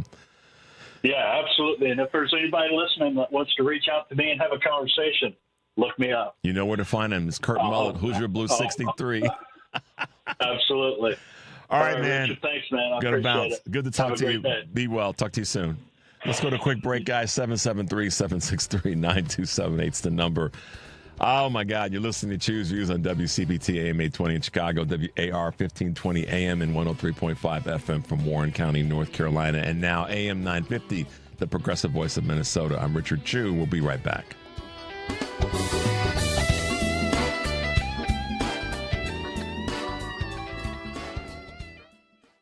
This is WCPT telling you how you can shop blue. Let's take a look at some toy companies that support the Democratic Party. Mattel. In 2024, Mattel gave one gift to a political action committee. And that political action committee supported Democratic policies. Hasbro. Hasbro doesn't give to politics as a company. However, some of their senior leaders and employees do. And in 2024, 85% of their donations went to the Democrat Party. Lego. Lego doesn't give to politics as a company as they're not even located in the U.S. But some of their senior leaders make donations, and while they are very small, since 2016, 100% of Lego's donations went to Democratic candidates. Funko. Funko doesn't give to politics as a company, but some of their senior leaders and employees do, and they tend to lean more Democrat, with 54% of their donations going to Kamala Harris's campaign in 2024. This has been WCPT telling you how you can shop blue. Spring is here and summer heat is right around the corner. Is your home ready to stay cool and energy efficient? At Green Attic, they help Chicagoland homeowners prepare their homes for rising temperatures. With over 15 years of experience and more than 1,000 five-star reviews, Green Attic is a trusted expert in attic insulation, blow-in cellulose, spray foam, crawl space encapsulation, mold remediation, and solar attic fan installation. When the sun heats up your attic, that trapped heat can force your air conditioner to work overtime. Proper insulation and ventilation helps keep your home cooler and lowers your energy bills. Green Attic also offers full-service roofing through Green Attic Roofing, including asphalt shingles, flat roofs, Da Vinci, Brava, Cedar, Tesla solar roof, and solar panels options, all backed by the industry's 10-year labor warranty. Spring is the perfect time to fix insulation problems and aging roofs before the summer heat and storm season arrive. Schedule your free insulation consultation today at greenattic.com or get an instant roofing estimate at greenatticroofing.com. Green Attic, healthy home, happy family. You're listening to WCPT 820. Here's the latest Chicago weather update. From the Weatherology Weather Center, I'm meteorologist Michael Caro. For today, we'll have mostly cloudy skies with high temperatures climbing up into the lower part of the 60s. We'll have our winds out of the northwest at 10 to 15. For tonight, gradually decreasing cloud cover, a low of 42. Thursday, back to a good deal of sunshine, upper 60s for highs. For Friday, a chance for some scattered showers and thunder showers into the mid-70s. And that's your latest Chicago weather update. Currently 56 degrees. This is WCPT 820, where facts matter.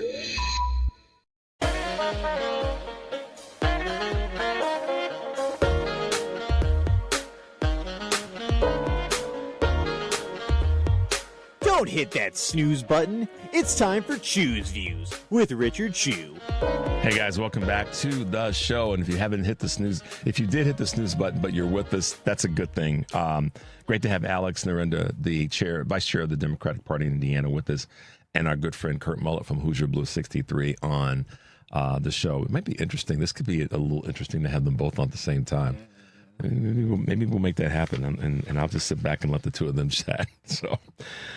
Oh my goodness, our federal budget is and our tax policy is something that's problematic. Is probably a kind word right now. Groundwork Collective uses their analytical approach and strategic approach to solving problems and helping us really kind of have a better narrative, or at least maybe a better understood narrative around how budget policy impacts us, federal budget policy impacts us on the state level.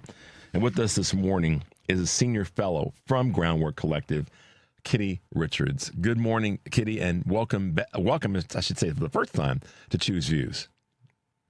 Good morning. Thanks so much for having me. You're very welcome. Glad to have you with us. Glad to have a smart person in the room to talk about what.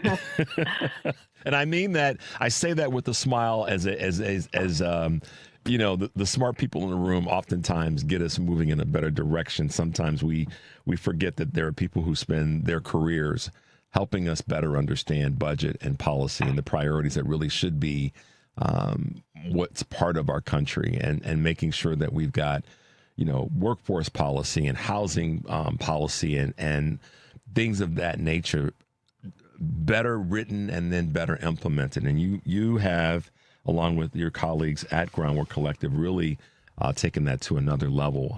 So thank you for that, and thank you for being with us to talk about those things this morning. Well, thank you. I'm excited to dig into the budget proposal and what priorities are and are not being put forward in Congress. Well, then you keep the baton and you run the second and the third leg of this relay, and tell us what that means in your definition and what you just said. What does that mean right now?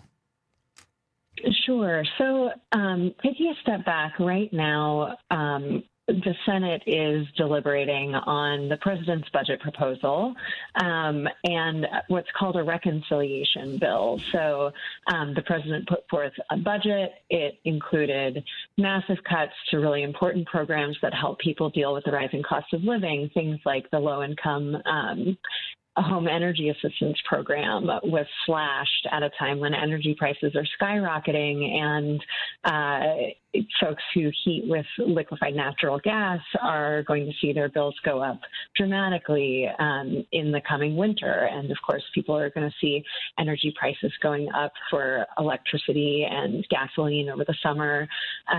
We saw big cuts to housing programs, affordable housing programs, at a time when rent is skyrocketing and people are really struggling. We also saw cuts to agencies that protect workers to make sure that their wages aren't stolen by their employers and that they are being, kept safe on the job. So that was the president's budget proposal. Now, most of that is not currently moving. What is moving is a reconciliation bill, which would only take 50 votes in the Senate, that is $72 billion for ICE and CBP and Trump's ballroom. It's a relatively narrow bill compared to the larger budget request, which also included, for example, $1.5 trillion in new defense spending to help fund the war in Iran and potentially other actions. But what this reconciliation bill doesn't contain is the things that are really Americans' top priorities. So it's worth remembering that this is all in the context of last year's budget fight, in which Republicans in Congress teamed up with the president to slash taxes for the wealthy and corporations and partially pay for that by cutting Medicaid and SNAP and the other programs that people all across the country rely on to make ends meet and to get the health care that they need. And we've actually done polling recently, and by a 37-point margin, voters want Congress to prioritize health care funding over immigration enforcement funding. But we saw last year the budget slashed health care, and then on top of it, Congress failed to extend expiring Affordable Care Act subsidies. And so at the beginning of this new year, millions of Americans saw their health care costs shoot up by, in some cases, hundreds of dollars a month at a time when they were already being squeezed by the rising cost of living.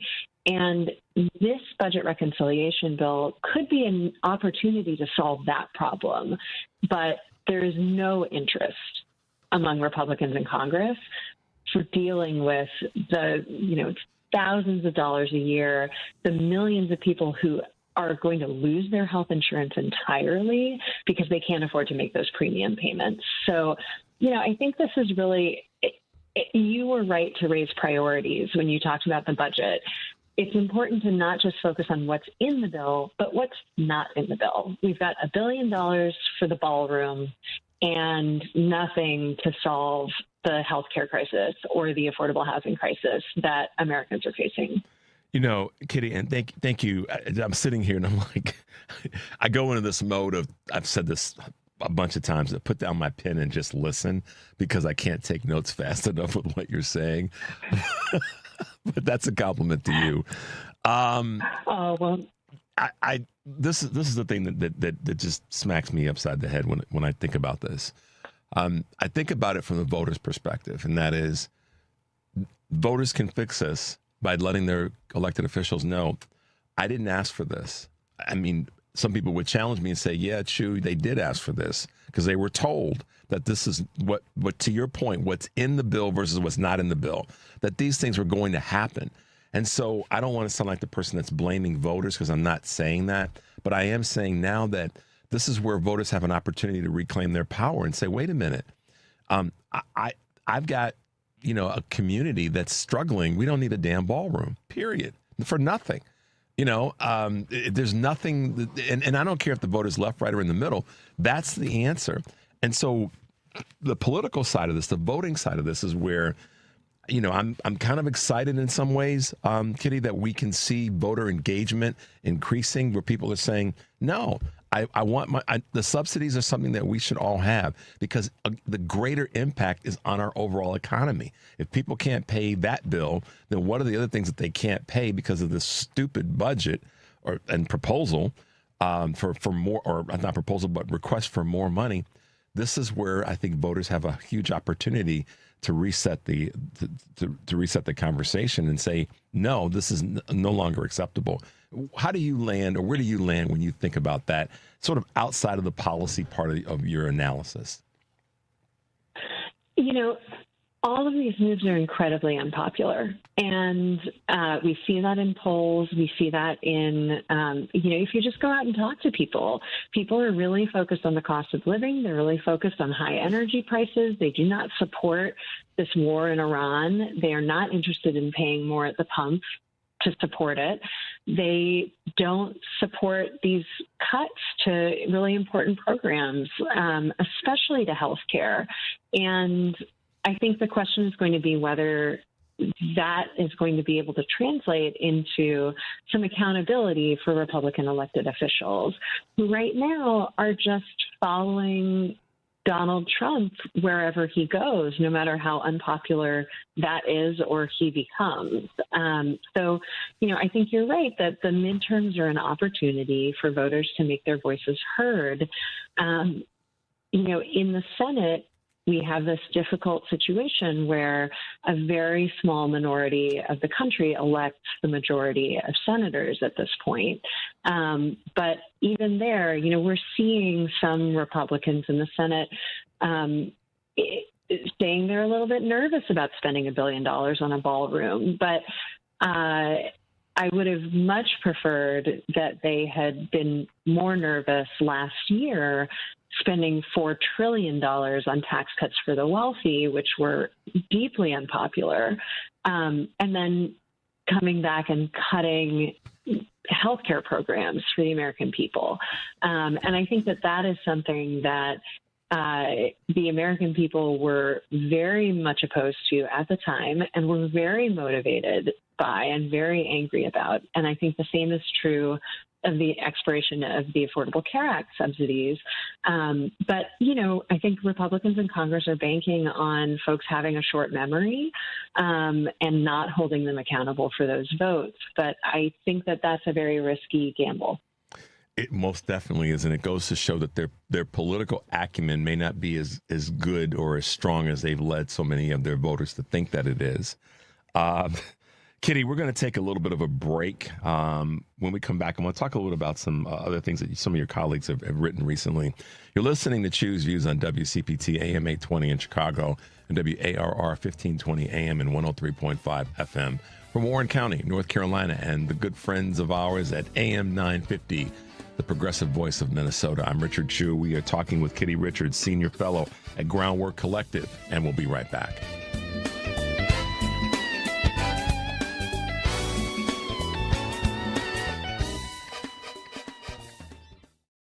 This is WCPT telling you how you can shop blue. While Donald Trump is making a mess out of this country, let's take a look at some vacuum cleaners that support the Democratic Party. iRobot. Now, iRobot is a company that makes Roombas. Everyone knows what a Roomba is, right? Little electronic vacuums that do it themselves. Pretty dang cool. Well, 96% of iRobot's donations went to Democrats in 2024. Samsung. Now, yes, Samsung did donate $374,000 to the Democratic Party in 2024. But that was only 61% of their donations. And there's a handful of vacuum cleaner companies that aren't in the U.S. and therefore don't donate to politics at all. Those companies are Dyson, they're out of the UK, Shark Ninja, also out of the UK, Hoover, Dirt Devil, and Roborock, all three of those are out of China. The Republicans always make the mess, and it's always the Democrats who have to clean it up, right? Maybe Donald Trump should step aside and let Roomba and Samsung take over. This has been WCPT telling you how you can shop blue. My husband and I were ready to sell our home of 25 years, so we got it appraised. We thought we knew what to expect, but when our home appraisal came back, we felt robbed. Compared to a similar home right around the corner, our appraisal was $80,000 less. That's a big difference. It was the same type of home in the same neighborhood in the same condition and age. A recent study found that Latino and Black homeowners are about twice as likely as white homeowners to get low appraisals. For example, one Black homeowner received an appraisal more than double the original after removing family photos, Black art, and books from her home. If you believe your home has been unfairly appraised because of race or national origin, that could violate the Fair Housing Act. Contact HUD at hud.gov/fairhousing. That's hud.gov/fairhousing. Everyone has a right to fair housing. A public service message from HUD in partnership with the National Fair Housing Alliance. You're listening to WCPT 820 because facts matter.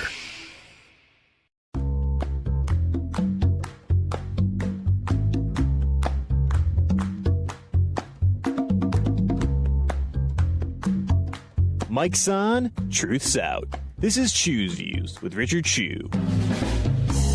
All right, guys, welcome back to the show. Thanks for being with us this morning. Our guest in this segment is Senior Fellow at Groundwork Collaborative, Kitty Richards. Kitty, before we broke, I was leaning towards something I wanted to ask you about. One of your colleagues, Lindsay Owens, wrote an article on Warsh and the confirmation of Kevin Warsh by the Senate. And I love the title. You guys will love this too. You guys should go to Groundwork Collaborative and check this out. The last thing families need is a lap dog as Fed chair. I like Lindsay, man. Talk about that. I mean, that's a powerful way of putting it, but it's right. It's the last thing we need is a lap dog as Fed chair. What are your thoughts? I think that the politicization of the Fed by Donald Trump is a really dark moment in our economic policy management. And it didn't start with the nomination of Warsh, right? He has launched a criminal investigation of Jerome Powell, but also before that, he sicked his FHFA director on Lisa Cook. Yep. Another member of the governing board. And this has all been as part of his drive to get the Fed to ignore data indicating that inflation is anything but under control. I mean, just yesterday we saw the consumer price index come in at 3.8% growth year over year. That is an inflation reading we haven't seen since 2023, and that is significantly higher than it has been recently, and than certainly the Fed's 2% target. But the president has been calling for lowered interest rates to try to juice the economy. But that's to gonna people raise don't his electoral process. But isn't that? I mean, Kitty, I'm sorry, I didn't mean to cut you off, but but that's the dark side of that adjustment, because if interest rates are changed and demand goes up because people can borrow more, then that it ultimately could affect inflation. But it'll look good. It's a classic Trump move. It'll look good now, but then after we've made it look good, then we don't give a damn. We're going to still, we're going to revert back to the problem that we created in the first place. Am I crazy there? And the Trump administration's own mismanagement of the economy is what's putting the Fed in this difficult position. We are seeing the labor market weaken, and we're probably going to see it weaken more as the inflationary effects and supply chain effects of the war in Iran continue to ripple through, make everything more expensive, squeeze consumers. Consumer confidence is at an all-time low again. It keeps dropping lower than we've ever seen before. We're likely to see that ripple through the job market, which is already sort of hobbling along at a low rate of job growth. But the Fed would like to be able to respond to that. But meanwhile, we've got the chaotic tariff policies, the war in Iran, and other economic mismanagement driving inflation up. And so they're stuck in this position. And, as you said, Trump would like to see interest rates come down, but given the overall picture, that could be a dangerous move. And that's really frustrating. I'm someone who was arguing for the Fed to cut rates before Trump came into office even, and cut more steeply and more quickly than they did, because those interest rates are also squeezing Americans, right? Mortgage interest rates make it really difficult to afford a house. High interest rates reduce housing production, driving up costs over time. And they just, people are having to turn to credit more and more as they've depleted their savings to try to make ends meet. And those credit card interest rates on your car loan, this is a part of the cost of living. And it would be a big relief to Americans if they were able to see prices come down and stabilize, if they were able to get support for energy costs, for healthcare costs, for housing costs, and if they were able to see those interest rates come down. But that is the opposite approach from what this administration has taken. And so the Fed's really in a bind. Now, Warsh has said repeatedly that he would like to cut interest rates. He thinks they should be lower. This is a change in tune from basically his entire previous career. He was a lifelong interest rate hawk. He advocated against lowering rates as recently as September of 2024 under President Biden. But, by late 2025, once Trump was in office, Warsh started auditioning for the Fed nomination and started pushing for aggressive interest rate cuts despite inflation remaining above target and, in fact, ticking up. Warsh has also claimed that these interest rate cuts are possible because we're going to see this massive boom in productivity from AI. That, of course, hasn't materialized. We have not seen high GDP growth. There's no real reason to believe that there's something magic about this moment that would allow the Fed to cut interest rates and goose the economy without causing that inflation uptick that Fed, governors are very worried about. And the interesting thing about that is that the real gains right now in terms of sector performance, the strongest gains are in healthcare, transportation, warehousing, that kind of thing. I've seen more growth than the tech sector has. and information and traditional manufacturing in the financial sectors. So that's right. So that's where this, particularly when it comes to job growth rate, but that's why this calculation or miscalculation by the administration is yet again another Trump failure. And this is just frustrating. I know it's going to be for you as an analyst to see why this keeps being a repeat of failed programs. And in fact, manufacturing employment has fallen through the Trump administration. Yeah. And I think that's important because a big part of the way that Donald Trump sold his economic agenda was the idea that we were going to bring back these good union manufacturing jobs. There you and go. We've seen the opposite. Absolutely. We've seen the opposite. And it's crazy because the manufacturing sector, you know this as well, is better than most. The manufacturing sector is a large part of the voting population that voted for Donald Trump because of what he said, what they said as a GOP. We're going to fix all this. They didn't have a plan to fix manufacturing.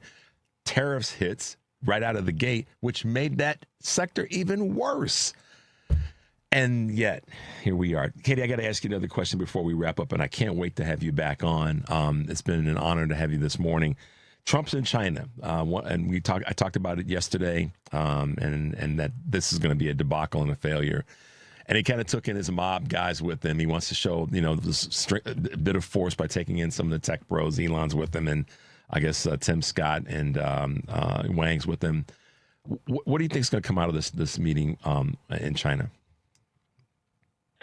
I can't tell you what's going to come out of this meeting in China, but what I can tell you is that it is a really dark image that Donald Trump is heading to China with his billionaire cronies in tow. And, I think Elon Musk was the architect of the Doge gutting of the federal government. Another thing that has been both incredibly unpopular and incredibly damaging to the functioning of government, its ability to serve the American people. We're seeing this at the IRS, which also is subject to even more cuts under the new Trump budget. Their data was raided by Elon Musk and his cronies. The employment at the IRS was slashed specifically in order to protect billionaires like Elon Musk and all of their tax cheat friends from IRS enforcement designed to make sure that they pay what they owe in taxes and simultaneously make it as painful and difficult and expensive as possible for ordinary Americans to do their civic duty, file their taxes. We've seen refunds delayed. We've seen customer service fall through the floor.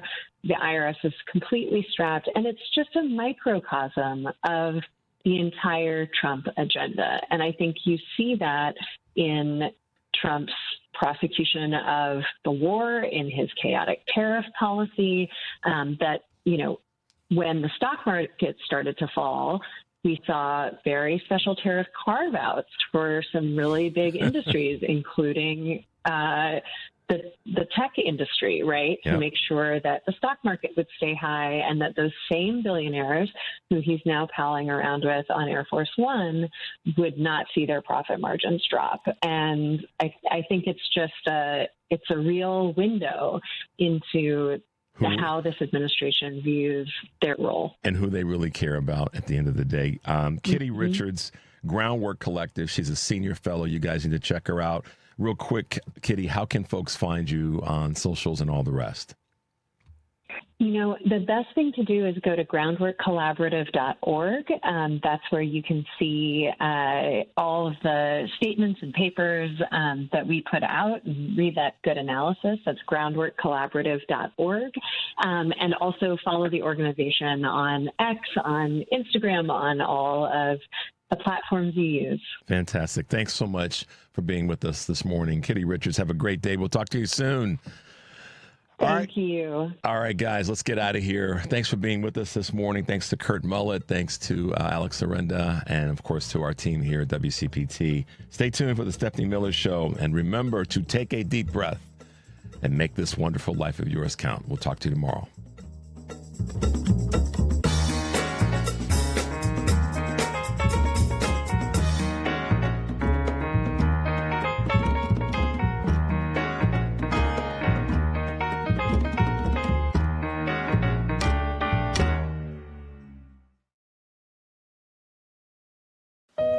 Those headaches and stomach aches your child gets may be migraine.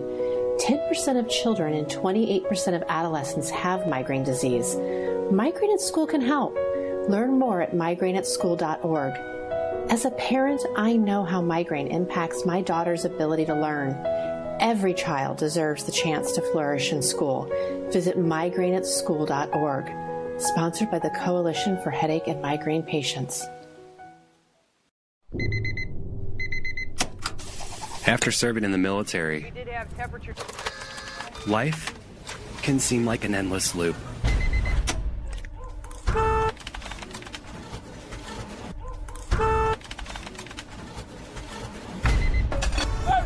But the cycle can be broken.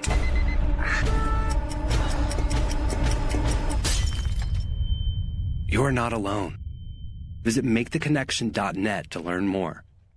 Amazon Business. Unlock smart business buying with fast, free delivery on millions of items and practical AI innovations that automate repetitive tasks. Learn more at amazonbusiness.com.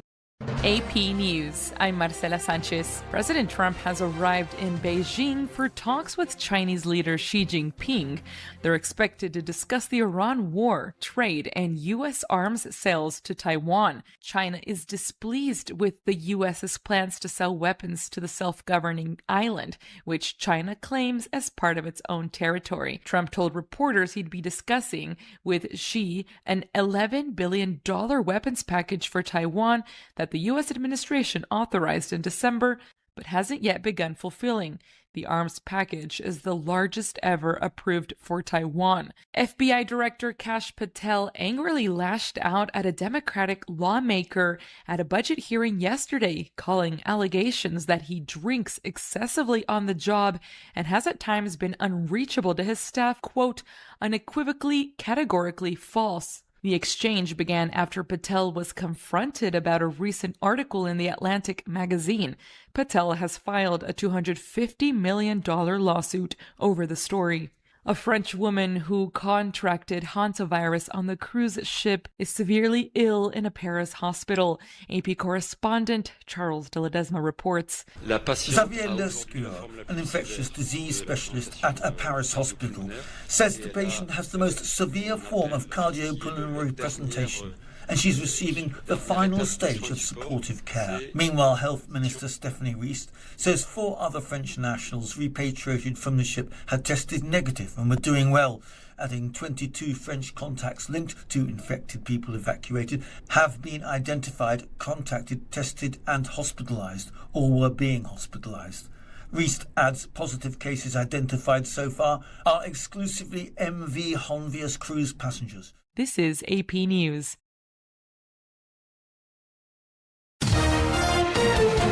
AP Sports, I'm Gethin Coolbaugh. Victor Wembanyama returned from his ejection with 27 points and 17 rebounds to lead the Spurs to a 126-97 rout of the Timberwolves and a 3-2 West semifinal series lead. It was 2 games ago. It's the playoffs. I was focused on the game today. Grizzlies forward Brandon Clark has died at age 29. Jason Collins, the NBA's first openly gay player, also died at age 47 after battling a brain tumor. The 76ers fired President Daryl Morey and are keeping Nick Nurse as coach. Stanley Cup playoffs, Zach Benson's tie-breaking goal, 4:41 into the third period on his birthday, lifted the Sabres to an East second-round series tying 3-2 Game 4 win over the Canadiens, and MLB, Paul Skeens carried a no-hitter into the 7th and struck out 10 in the Pirates' 3-1 win over the Rockies. I'm Marcela Sanchez, AP News. This is 820 AM, WCPT Willow Springs, and streaming worldwide at WCPT820.com. We are Chicago's progressive talk, where facts matter. Now, your WCPT 820 weather update. From the Weatherology Weather Center, I'm meteorologist Michael Caro. For today, we'll have mostly cloudy skies with high temperatures climbing up into the lower part of the 60s. We'll have our winds out of the northwest at 10 to 15. For tonight, gradually decreasing cloud cover, a low of 42. Thursday, back to a good deal of sunshine, upper 60s for highs. For Friday, a chance for some scattered showers and thunder showers into the mid-70s. And that's your latest Chicago weather update. currently 56 degrees. This is Chicago's Progressive Talk, 820 AM, WCPT Willow Springs, and online at WCPT820.com, where facts matter. Hey, this is Tom Hartman. If you're highly compensated, retired, or run a successful business, it's likely you're wasting thousands in needless taxes every year. Most CPAs file after the year ends when it's too late to reduce your taxes. Many financial advisors skip tax concerns entirely. Proactive tax planning isn't part of their process. So you're likely missing strategies to reduce taxes on required minimum distribution, grow money safely with tax-advantaged market gains, make educated decisions instead of winging it, legally shelter thousands through 2026 tax planning. Take their free 3-minute online tax damage assessment. See if you're okay or being bled dry. Visit BrookfieldTaxPlanning.com. That's BrookfieldTaxPlanning.com, or call 708-485-3439 so you don't overpay taxes ever again. Call 708-485-3439 now. That's BrookfieldTaxPlanning.com, or call 708-485-3439. After getting my promotion, the time had come to sell our home, so we got an appraisal. But it was much lower than we expected. Before we had it appraised again, a friend suggested we make some changes. I put my framed vintage Negro League baseball shirt, our African art, and family photos into storage, and that second appraisal came back much higher. It's a shame we had to hide who we are to get a fair home appraisal. A recent study found that Black and Latino homeowners are about twice as likely as white homeowners to get low appraisals. For example, one Black homeowner received an appraisal more than double the original after removing family photos, Black art, and books from her home. If you believe your home has been unfairly appraised because of race or national origin, that could violate the Fair Housing Act. Contact HUD at hud.gov/fairhousing. That's hud.gov/fairhousing. Everyone has a right to fair housing. A public service message from HUD in partnership with the National Fair Housing Alliance. Alexa, play WCPT. WCPT.